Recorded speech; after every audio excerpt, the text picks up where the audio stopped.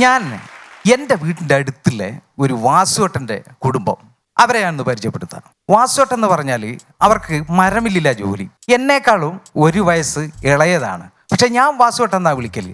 അതുപോലെ അദ്ദേഹത്തിൻ്റെ വയസ്സിന് താഴെയുള്ള പലരും വാസുവേട്ടൻ എന്ന് വിളിക്കുന്നത് ഞാൻ കേട്ടിട്ടുണ്ട്. അതിൻ്റെ കാര്യം എന്ന് പറഞ്ഞാൽ ഒരുമാതിരി സൈസാണ് മൂപ്പർ, ഭയങ്കര സൈസാണ്. പിന്നെ വേറൊരു കാര്യം എന്ന് പറഞ്ഞാൽ വൈകുന്നേരം എല്ലാം 2 അടിച്ചു കഴിഞ്ഞാൽ ഒരു പ്രശ്നം തുടങ്ങിയാൽ അതൊരു പ്രശ്നമായിരിക്കും. അതുകൊണ്ടാണ് ഈ ആൾക്കാർ എന്ത് ചെയ്യുന്നതെന്ന് പറയാം, മൂപ്പറെ കാണുമ്പോൾ വാസുവേട്ടാന്ന് വിളിക്കുന്നത്. ഇതാണ് അതിൻ്റെ ഗുട്ടൻസ്.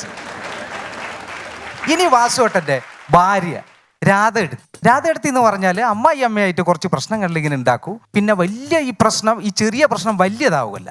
അതെന്താ കാര്യം എന്ന് പറഞ്ഞാൽ വാസുവേട്ടൻ്റെ പോക്കറ്റിലാക്കുകയെ മൂപ്പർക്ക് ഇതുവരെ ആയിട്ടില്ല. പിന്നെ ഉള്ളത് വാസുവേട്ടൻ്റെ അമ്മ നാരായണി അമ്മ എന്ന് പറയും. നാരായണി അമ്മ എന്ന് പറഞ്ഞാൽ തഞ്ചം കിട്ടിയാലും തഞ്ചം കിട്ടിയില്ലെങ്കിൽ രാധയെടുത്തിനെ പറ്റി എന്തെങ്കിലും കുറ്റം പറയാണ്ടിരിക്കുമല്ല. പിന്നെ വേറൊരു കാര്യം എന്ന് പറഞ്ഞാൽ CCTVക്ക് പകരം രാവിലെ കോനാല് വന്നിരിക്കും, വൈകുന്നേരം വരെ മൂപ്പർ അവിടെ തന്നെ ഇരിക്കും. അതിൻ്റെ ഇടയ്ക്ക് എല്ലാ സംഭവങ്ങളും മൂപ്പർ ഇങ്ങനെ പിടിച്ചെടുക്കും. പിന്നെ ക്യാമറക്ക് ലൈറ്റ് ഉണ്ടാവുമല്ലോ, ഒരു റെഡ് ലൈറ്റ് ഉണ്ടാവില്ല, അതുപോലെ മൂപ്പർക്ക് ഇവിടെ ഒരു പൊട്ടുണ്ട്, ചോന്ന പൊട്ടുണ്ട്, കുറച്ച് നല്ല പ്രായമുണ്ട്. പിന്നെ പരിചയപ്പെടുത്തുന്നത് ഈ വാസുവേട്ടൻ്റെ മോനാണ്. കുട്ടു എന്നാണ് വിളിക്കുക. ഓൻ്റെ ശരിക്കുള്ള പേര് സച്ചിൻ എന്നാണ്. സച്ചിൻ എന്ന് പേരിടാൻ കാരണം എന്ന് പറഞ്ഞാൽ വാസുവേട്ടന് ക്രിക്കറ്റ് കളി ഭയങ്കര ഇഷ്ടമാണ്. സച്ചിൻ തെണ്ടുൽക്കറെ ഭയങ്കര ഇഷ്ടമാണ്. അതുകൊണ്ടാണ് മോന് സച്ചിൻ എന്ന് പേരിട്ട്. സച്ചിൻ തെണ്ടുൽക്കർ എന്ന് തന്നെ ഇടുവരും, പക്ഷെ തെണ്ടുൽക്കർ എന്ന് മൂപ്പർക്ക് അങ്ങനെ ബായിൽ വരുമല്ല. അതാ അതിൻ്റെ പ്രശ്നം. ഇല്ലാണ്ട് അതാ പ്രശ്നം. അല്ല, ഇപ്പം ക്രിക്കറ്റ് കളിയെ പറ്റി പറഞ്ഞല്ലോ. ഞാൻ പല ക്രിക്കറ്റ് അനുഭവങ്ങളും നമ്മുടെ പല എപ്പിസോഡുകളിൽ പറഞ്ഞിട്ടുണ്ട്. ഞങ്ങൾ പാടത്ത് ക്രിക്കറ്റ് കളിക്കുന്ന വെക്കേഷൻ്റെ സമയത്ത് പാടത്ത് ക്രിക്കറ്റ് കളി സംഘമുണ്ട്. അതിനകത്ത് അമ്പയറാവും, ചില ആർക്കും വേണ്ടാത്തവന്മാരുണ്ട്, 2 ടീമിൽ കിട്ടിയാലും ഒരു പ്രയോജനം ഇല്ലാത്തവരുണ്ട്. അങ്ങനെയൊക്കെ ആയപ്പോൾ ഞങ്ങളുടെ നാട്ടിലൊരു പുതിയ 2 നില വീട് വന്നു. ആ വീട്ടിലേക്ക് ഒരു പുതിയ താമസക്കാർ വന്നു. അപ്പം ഞങ്ങളൊക്കെ നിക്കറും സംഭവങ്ങളും ഇട്ട് മടൽ വെട്ടിയ ബാറ്റും ഒക്കെ ആയിട്ട് കളിക്കുന്ന ഒരു ടീമാണ്. 3 കപ്പക്കോലും സെറ്റപ്പൊക്കെ വെച്ച് കളിക്കുന്നതാണ്. ഈ വീട്ടിലെ ചെറുക്കൻ ഞങ്ങളുമായിട്ട് ജസ്റ്റ് പരിചയപ്പെട്ടു.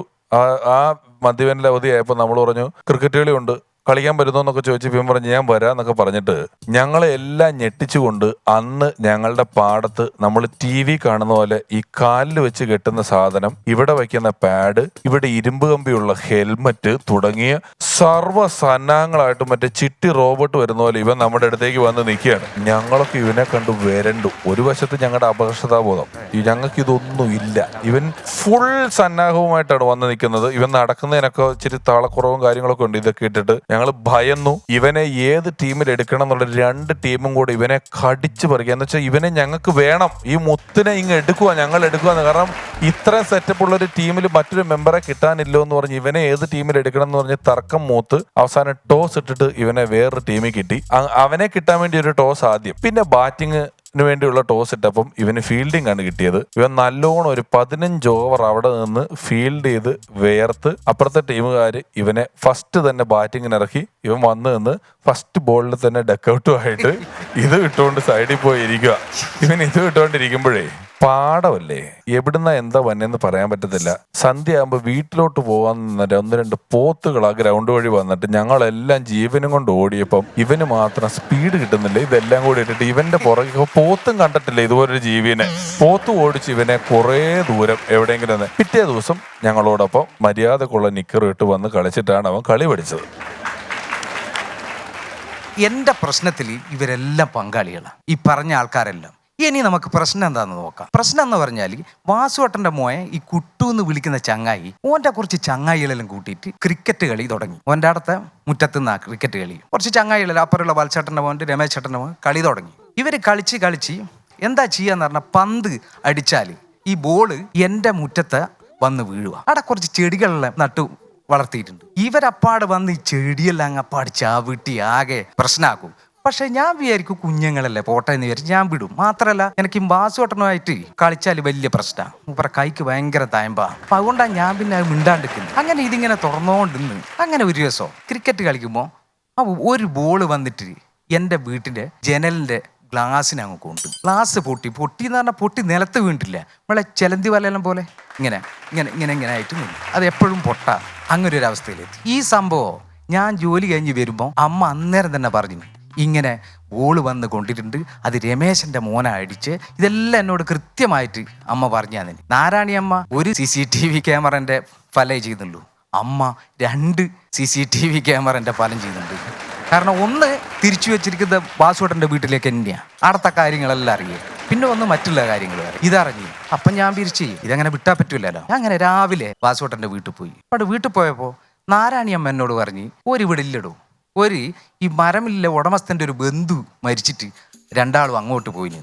അപ്പം ഞാൻ വിചാരിച്ചു ഞാൻ വന്ന കാര്യമോ വെറുതെയാണെന്നുള്ള തരത്തിൽ ഇവർ മുറുക്കവും പെട്ടിയിട്ട് ഇടവെച്ചിട്ട് അതിൻ്റെ ഒരു വെത്തിലിങ്ങ് എടുത്ത് അപ്പോഴൊക്കെ 2 കുറ്റം അങ്ങ് പറഞ്ഞു ഞാൻ ആര് നാരായണിയമ്മ രാധെടുത്തിനെ കൊണ്ട്. അപ്പോൾ ഞാൻ വെത്തിലെടുത്ത് അയിമലിങ്ങനെ 100 തേച്ച് ഇപ്പോൾ പുകയില കൂട്ടി അടക്ക കിട്ടിയില്ല. അവിടെ ഇങ്ങനെ വായിൽ വെച്ച് ചമച്ച് ഇപ്പോൾ ഒരു സുഖമില്ല, ഒരു അടക്ക വേണമെന്ന്, അടക്കൻ്റെ കഷ്ണം വേണമെന്ന് വിചാരിച്ചു ഇങ്ങനെ തപ്പി നോക്കുമ്പോൾ ചെറിയൊരു കഷ്ണം അടക്ക കിട്ടി. അപ്പോൾ അത് ഞാൻ വായിൽ വെച്ചിട്ട് ഇങ്ങനെ ചമച്ചിട്ടും ഈ അടക്ക പൊട്ടുന്നില്ല. അവസാനം പൊട്ടി. ഇതെല്ലാം നാരായണിയമ്മ ഇങ്ങനെ കാണുന്നുണ്ട്. നാരായണിയമ്മ പറയുന്ന എൻ്റെ കുഞ്ഞുമോനെ ഇൻ്റെ വല്ലാത്ത പല്ലി തന്നെ ഇത്തിരി നേരം ഈ അടക്ക കഷ്ണം ഞാൻ വായിലിട്ട് ചമച്ചിട്ട് അത് പൊട്ടിയിട്ടില്ല.